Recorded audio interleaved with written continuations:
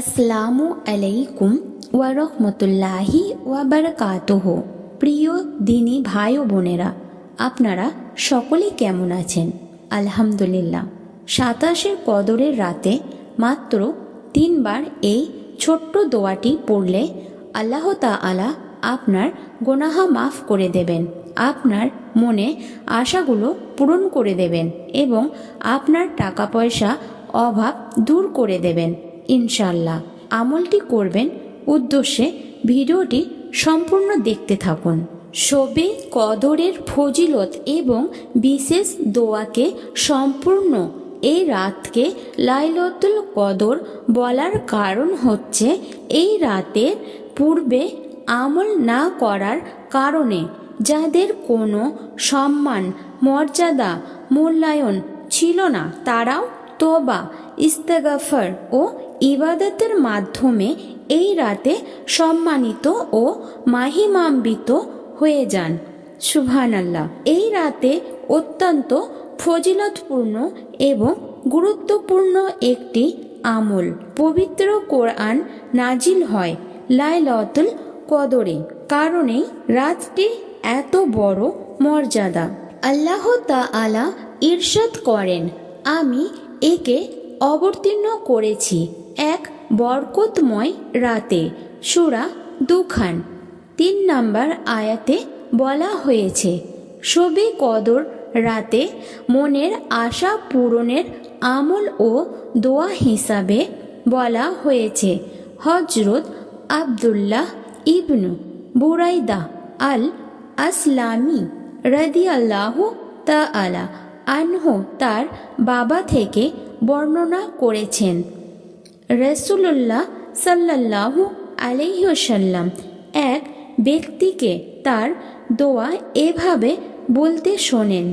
দোয়া, আল্লাহুম্মা ইন্নী আসআলুকা বিআন্নী আশহাদু আন্নাকা আনতাল্লাহু লা ইলাহা ইল্লা আনতাল আহাদুস সামাদুল্লাযী লাম ইয়ালিদ ওয়া লাম ইউলাদ ওয়া লাম ইয়াকুল লাহু কুফুওয়ান আহাদ। এই দোয়াটি আপনাদের কেউ পড়তে হবে। এই দোয়াটির অর্থ হলো, হে আল্লাহ, আমি তোমার কাছে প্রার্থনা করছি আর সাক্ষী দিচ্ছি, তুমি একমাত্র আল্লাহ, তুমি ছাড়া অন্য কোনো মাবুদ নেই, তুমি এক সত্তা স্বয়ং সম্পূর্ণ, যিনি কেউকে জন্ম দেননি এবং তাকেও কেউ জন্ম দেয়নি, আর তার সমকক্ষ কেউ নেই।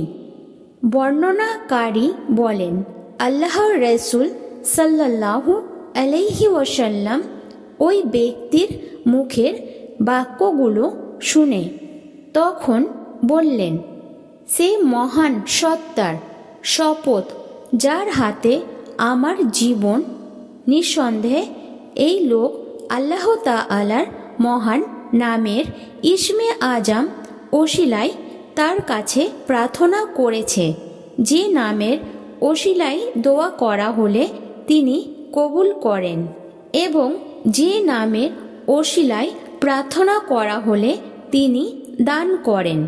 তিরমিজি এবং ইবনে মাজাহ শরীফ হাদিসে বলা হয়েছে, আমরা এই রাতে ধনী হওয়ার আমলটি বেশি বেশি করব। হযরত আব্দুল্লাহ ইবনে মাসউদ রাদিয়াল্লাহু তাআলা আনহু থেকে বর্ণিত হাদিস থেকে জানা যায়, প্রিয় নবী সাল্লাল্লাহু আলাইহি ওয়াসাল্লাম এই রকম একটি দোয়া পড়তেন, যেখানে সামর্থ্য বা সচ্ছলতা চাওয়া হয়েছে।